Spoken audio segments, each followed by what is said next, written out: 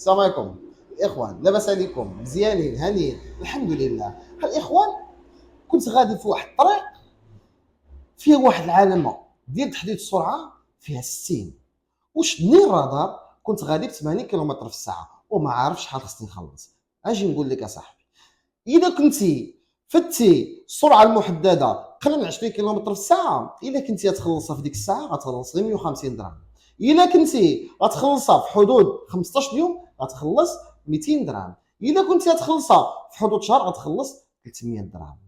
ولكن هذا الشيء كامل اذا كنتي فايت السرعه المحدده قل من 20 كيلومتر في الساعه.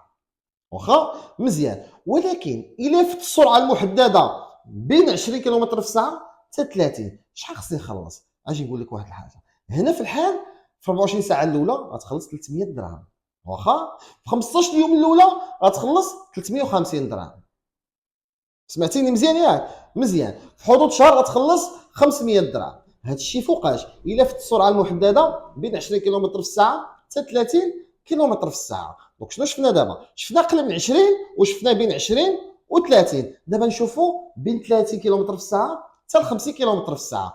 دونك ملي كتفوت السرعه المحدده ديالك بين 30 كيلومتر في الساعه حتى 50 كيلومتر في الساعه، اذا كنتي غتخلصها ديك الساعه، يعني في 24 ساعه الاولى شحال خصك تخلص؟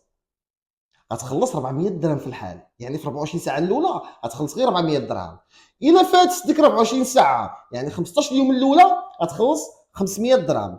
الا فات ديك 15 يوم وصلات لشهر غتخلص 700 درهم. ثمن ديال المخالفه 100%. وما خصكش تكمل تفوت شهر، حيت كتزاد شحال ما زدتي بالوقت راه كتزاد هذه المخالفه هذه.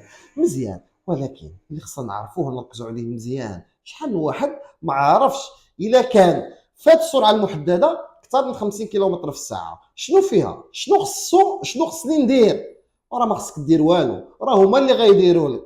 واخا المخالفه كتراوح بين 4000 درهم حتى 8000 درهم. هذه كتدخل في واحد الحاجه سميتها جنحه، وكيتم توقيف الرخصه السياقه